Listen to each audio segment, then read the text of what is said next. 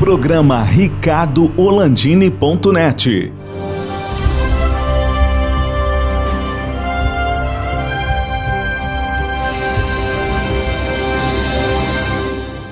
Alô, amigos, estamos começando mais um programa ricardoorlandini.net. Nessa época de afastamento social, de isolamento, de quarentena, como queiram falar, estamos usando as novas tecnologias para conversarmos com pessoas do Brasil e do mundo de uma maneira segura e dando uma agilidade ao nosso programa de televisão. Hoje nós vamos falar com um amigo de muitos anos, bom, não vamos dizer, né, que daí vamos descobrir a nossa idade. Professor, doutor Jorge Calil, que é médico, mestre em imunologia e imunogenética e doutor em ciências em biologia humana, ambos pela Universidade de Paris, títulos obtidos trabalhando, olhem com quem. Ele trabalhou com quem ganhou o Prêmio Nobel de 1980 no laboratório de Jean Ducé, pela descoberta do sistema HLE. Jean Ducé, lá nos anos 80, ganhou o Prêmio Nobel. E o Calil tem um vasto currículo. O brasileiro só conhece jogador de futebol e artista, mas nós temos uma equipe, um time que trabalha, não digo escondido, mas não visto pela sociedade, de cientistas em todas as áreas. Vocês sabem, quem me conhece, que eu conheço muito a área de ciência e tecnologia na área de eletrônica, eletroeletrônica, de software, mas nós temos cientistas famosos e reconhecidos internacionalmente, como o Dr. Calil, que é reconhecido não só na Europa, como nos Estados Unidos e outros países do primeiro mundo, na sua área, onde atua. Ele representa o Brasil em organismos internacionais como a ONU nessa área.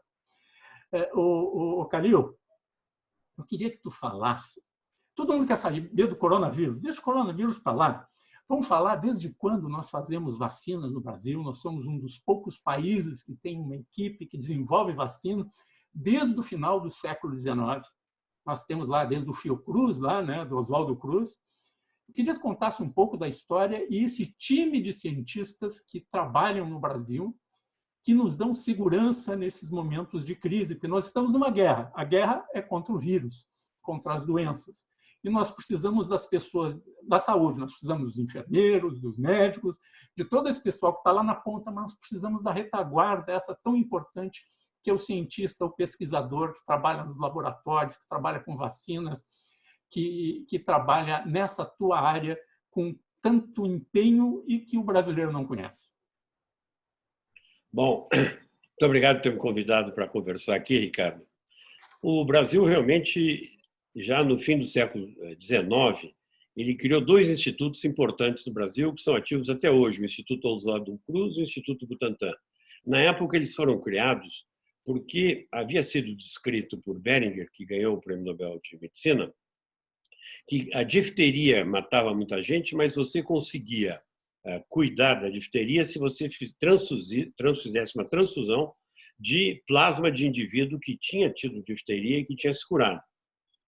E aí depois se observou que, como era difícil obter plasma de todo mundo que teve difteria, que a gente fazendo um soro em cavalo contra a difteria, você poderia transferir esse soro de cavalo que daria para tratar a difteria.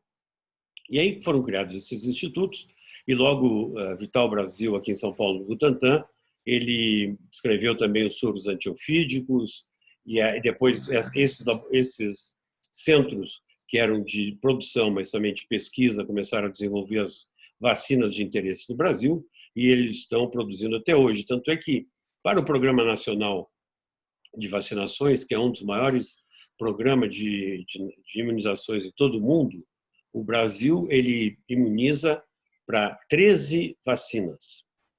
E dessas aí, pelo menos 10 são produzidas aqui mesmo no Brasil. E quando eu estava como diretor do Instituto Butantan, agora no começo dessa década, nós começamos a produzir a vacina de gripe, que hoje em dia é produzida mais de 60 milhões. Nós pegamos um programa muito importante, que estava um pouco adormecido, que era o programa da dengue. Nós desenvolvemos a vacina e estamos testando clinicamente. Foi feito o teste de fase 2 clínico, foi recentemente publicado no Lancet Infectious Diseases, que é uma grande revista de medicina, e atualmente está sendo feito fase 3. Então, existe uma tradição de estudar, de fazer, tanto desenvolver como produzir em larga escala essas vacinas. E, sem dúvida alguma, isso está sendo explorado por nós, cientistas, para tentarmos conseguir, e estamos trabalhando firme, para fazer uma vacina contra o Covid-19. O Kalil, o que é um prazo viável? Não estou falando do Covid, estamos falando da gripe e outros vírus que existem. O que é um prazo que pode se dizer com segurança? Olha, leva tanto tempo para ter uma vacina com segurança, porque não é botar o mês que vem uma vacina do Covid ou qualquer outra que seja e causar mais problema do que salvar vidas. Bem, Ricardo, realmente fazer uma vacina é muito longo, muito difícil. Por exemplo, HIV. Nós não temos a vacina até hoje, apesar de ter sido colocados trilhões de dólares em pesquisa. E por quê? Qual é a razão principal? A razão principal é que o sistema imune nosso não consegue se ver livre do HIV. O indivíduo que tem HIV continua tendo HIV para o resto da vida. Ele vai tomar medicação e vai diminuir a quantidade de vírus, ele vai ter uma doença crônica bem mais leve do que era quando a doença foi descrita, mas ele não se livra. Assim, tem outras doenças virais que a gente só tem que atenuar. Agora, no Covid-19, a gente consegue fazer uma vacina porque o indivíduo consegue se livrar do vírus. Os indivíduos que curam da doença, eles eliminam completamente o vírus. Uma vacina, normalmente, se a gente for desde a parte mais básica até chegar à produção final, leva, em média, uns 15 anos. Pelo menos 15 anos. E o recorde de desenvolvimento, descoberta e desenvolvimento de uma vacina foi a vacina do Ebola, aí, com 5 anos. Agora, muita gente está dizendo que vamos fazer em 1 ano. Eu não acredito em 1 ano, talvez 2 anos, a gente consiga uma vacina.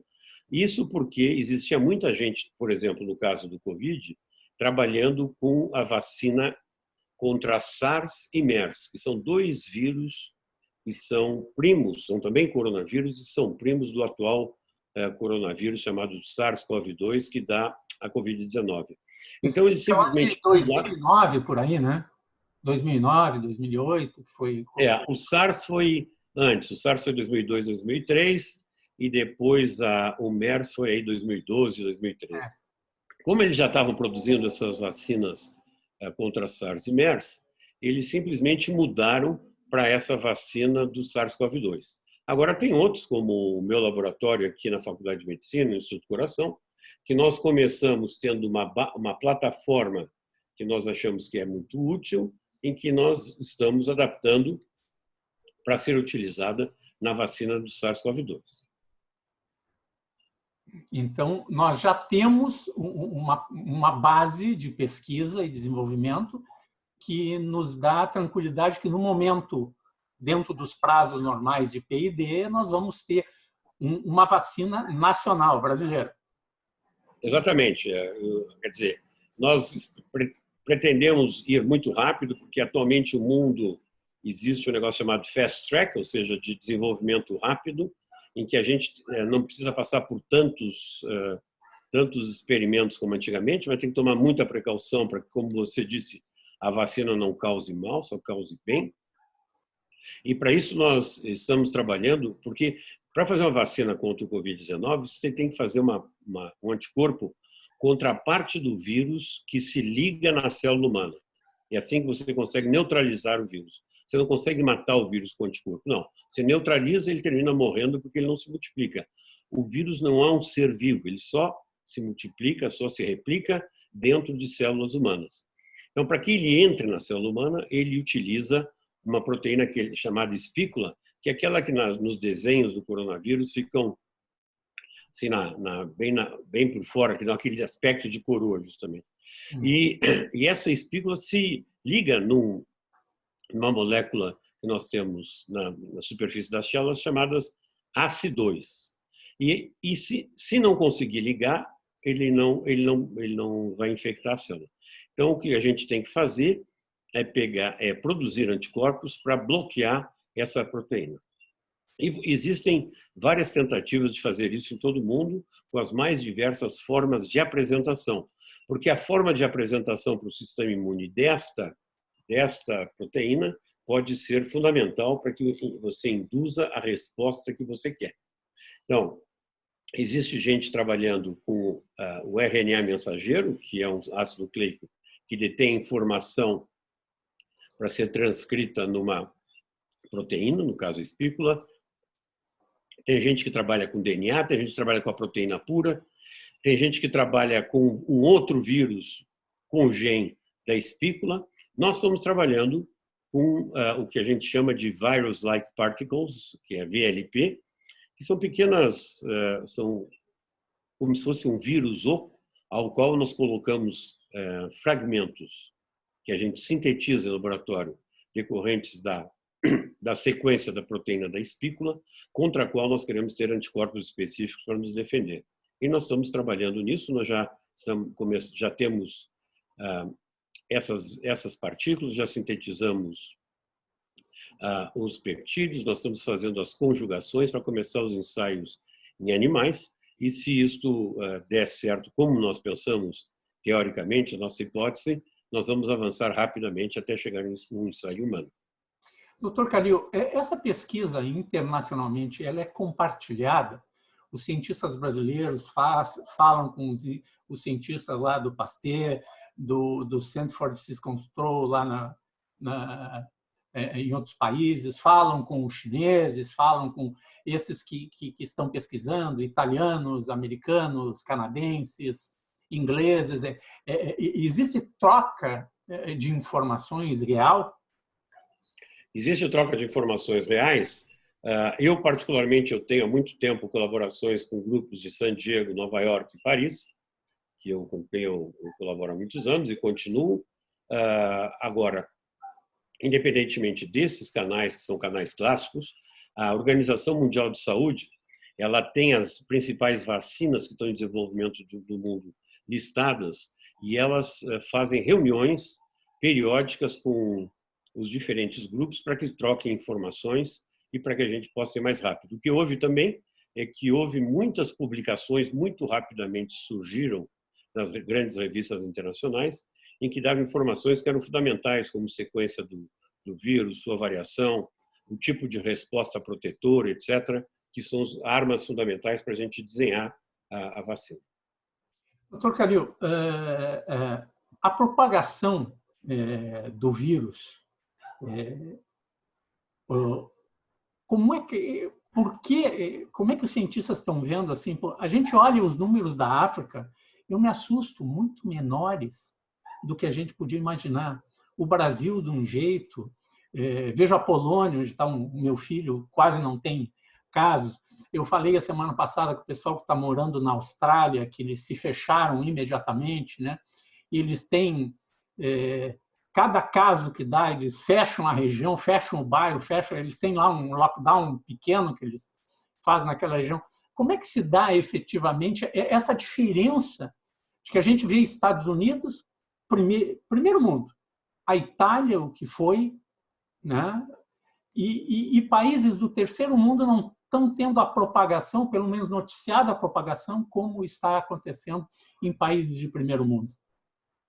Isso é uma boa pergunta. Não sei se nós temos todas as respostas para essa pergunta, mas tem várias coisas que são importantes de relatar. Primeiro, pode ser que haja variações, efetivamente variações individuais genéticas que façam que alguns povos sejam mais suscetíveis que outros. Isso tem muita gente estudando. Pode ser também que em vários desses países simplesmente não haja notificação, ou seja, não são feitos testes, não há uma observação epidemiológica da saúde de boa qualidade, você não determina soros, quer dizer, as pessoas acham que estão lá com uma gripe, alguma coisa desse tipo e não identificam, né? Agora, sem dúvida, por exemplo, num país como na Polônia, pode ser que o lockdown que tenha sido feito de uma forma precoce, tenha evitado que houvesse uma propagação muito grande, mas eles vão ter que continuar cuidando. Ou seja, quando se voltaram já as atividades, se voltarem as atividades, eles vão ter que fazer o distanciamento para que não haja a contaminação e que não haja uma distribuição comunitária do vírus que pudesse dar uma série de problemas para eles. Então, tem países que fizeram esse isolamento das pessoas e, com isso, diminuíram, que era o objetivo, a propagação da doença, mas isso não elimina a doença. A doença ela poderá sempre voltar. Então, essas medidas elas vão ter que, podem ser abrandadas, mas tem que se cuidar muito, o que é possível que a gente tem que fazer no Brasil também. Quer dizer, mesmo que a gente passe por essa região, essa área de pico, se a gente for olhar para o futuro, a gente tem que pensar que, muito provavelmente, vão ter que usar máscara, distanciamento sem aglomerações, futebol vai ser difícil fazer no estádio, coisas desse tipo. Então, existem uma coisa e existe outra. A relação da África, realmente, ela é surpreendente, mas acho que nós temos que esclarecer melhor se eles não estão tendo ou se eles estão tendo e a gente não sabe.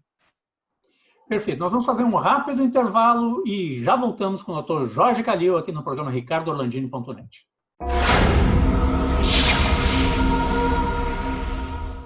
Auto Center Pedroso, uma oficina completa para cuidar do seu carro. Manutenção corretiva e preventiva para veículos e utilitários de todas as marcas nacionais e importados. Com profissionais qualificados, equipamentos atualizados e atendimento personalizado. Faça uma revisão completa.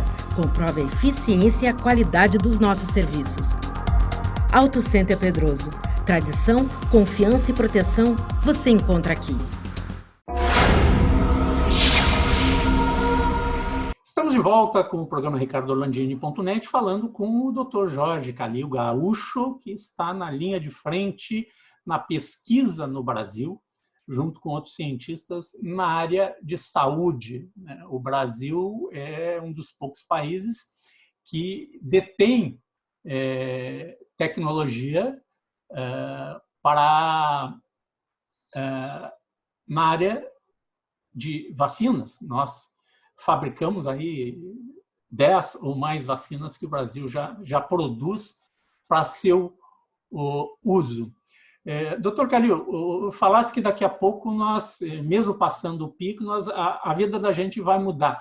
Eu me lembro em 2007, eu acho que foi a última vez que eu estive na China, eu já achava estranho como em qualquer lugar que tu vai, tanto na China continental como Hong Kong, até mesmo em Taipei, que é China, mas não é China, Macau, naquela região toda da Ásia, eu tive em vários países, o pessoal era comum estar usando máscara na rua, tá?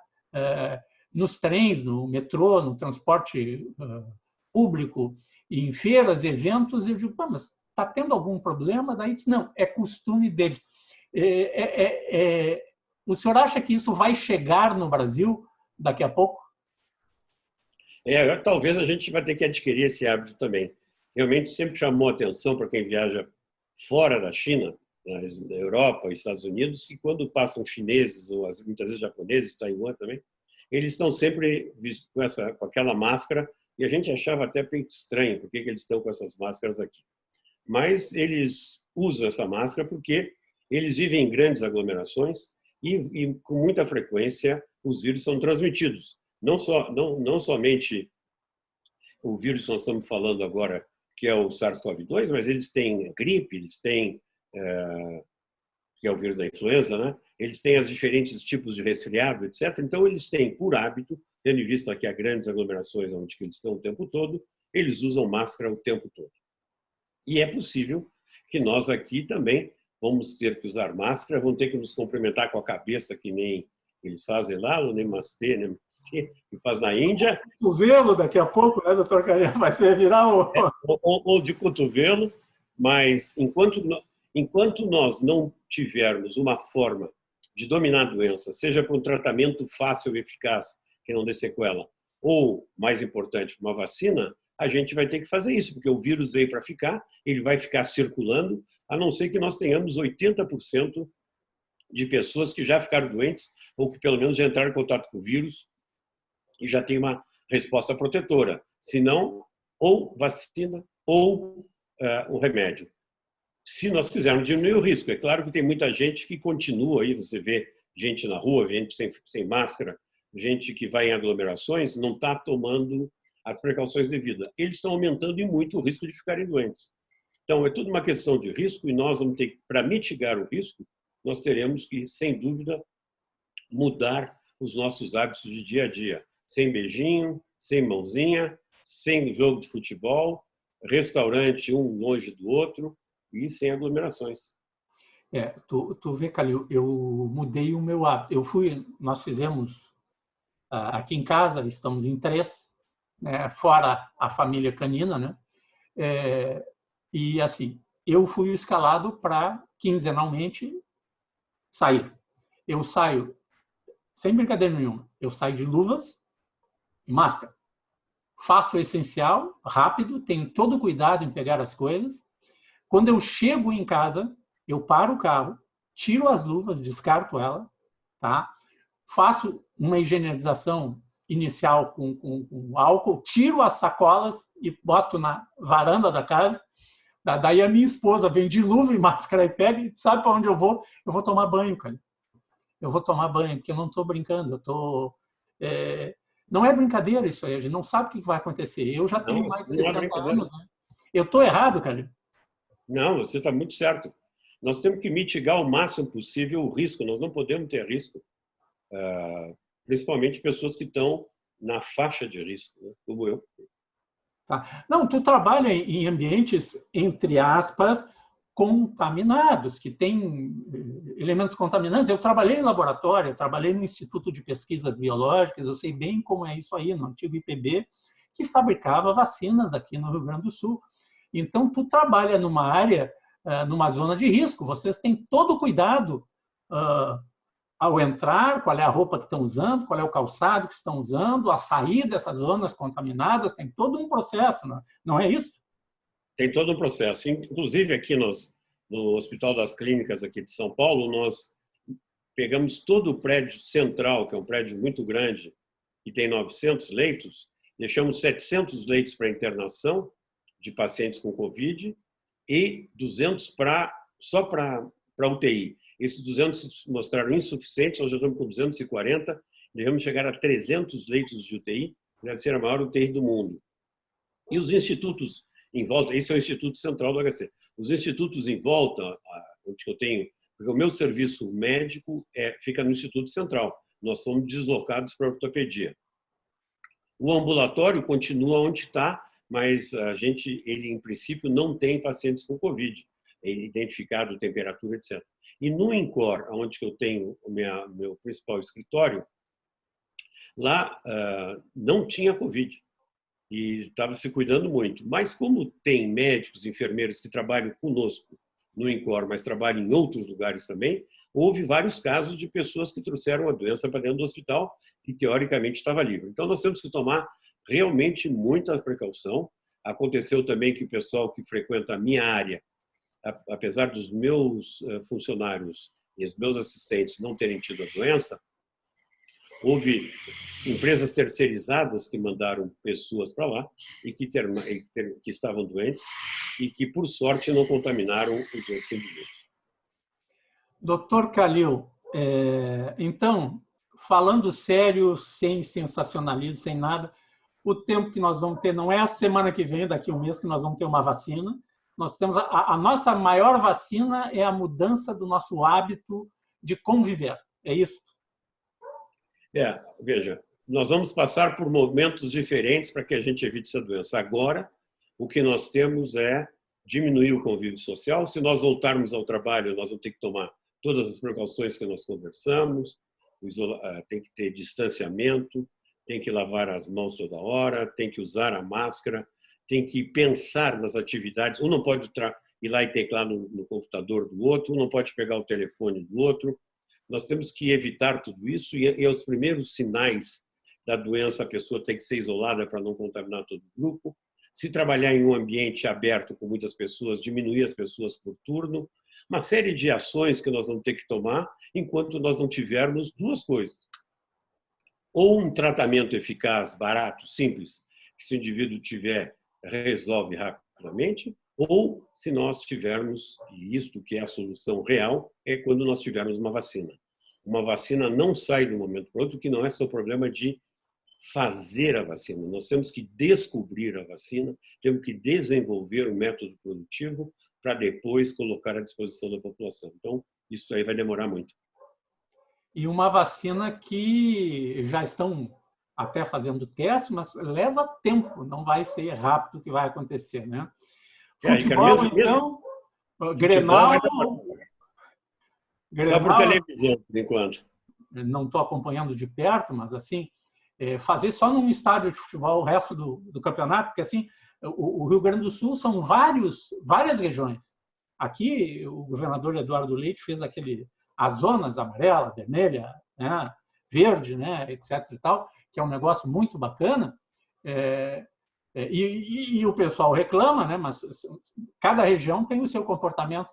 E já estão sugerindo, se voltar o futebol vai ter que ser num lugar só, onde seja uma zona verde, em que vão só os jogadores de futebol, são testados, jogam o jogo, transmite pela TV e deu, né? Uma coisa assim, né, Calil?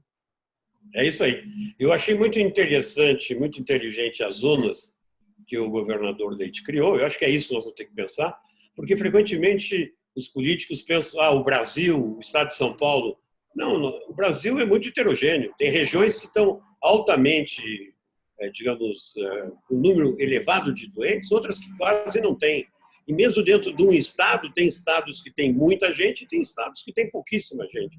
Então, eu acho que foi inteligente e isso deverá ser feito. Quer dizer, nós vamos ter que usar a inteligência para saber aonde liberar, como liberar, que cuidados tomar, sem dúvida. Calil, muito obrigado, obrigadão mesmo. Tá? Fazia tempo que a gente não falava, né? Tempo que a gente não falava, tivemos bons momentos juntos, convivemos bons momentos na nossa vida quando éramos mais jovens, né? Um pouquinho mais jovens. É um prazer, Ricardo, falar com você. Espero que seja útil. Se tiver muita pergunta, estarei pronto para responder também. Não, muito legal. Assim, eu acho que o mais importante, Calil, é que o brasileiro saiba que nós temos gente que não é vista, né? Uma vez eu entrevistei um político, né, e perguntei para ele, vem cá, por que o Brasil é tão ruim em saneamento básico, fazer esgoto, encanamento, etc. E tal? Isso não aparece, ninguém vê, né? Vocês mais ou menos são o saneamento básico do país, né? Essa área científica nossa aí. Exatamente. Tem tanta gente com prêmios internacionais, reconhecidos internacionalmente, e, lamentavelmente, nós perdemos muitos cientistas brasileiros, jovens de todas as idades, que deixaram o país para ter melhores condições de fazer pesquisa, né? Porque a pesquisa também é difícil no nosso país, né? Eu sempre falo que eu sempre tenho uma alegria quando eu vou para Nova York, porque eu encontro muitos dos meus alunos, mas que fazem um jantar para mim. Mas eu fico com muita tristeza também, porque são pessoas brilhantes que estão em grandes universidades, tipo Rockefeller, coisa que vale, e não estão aqui fazendo pesquisa para desenvolvimento do nosso país. Calil, um grande abraço, muito obrigado, e aos que nos acompanharam, até o próximo programa.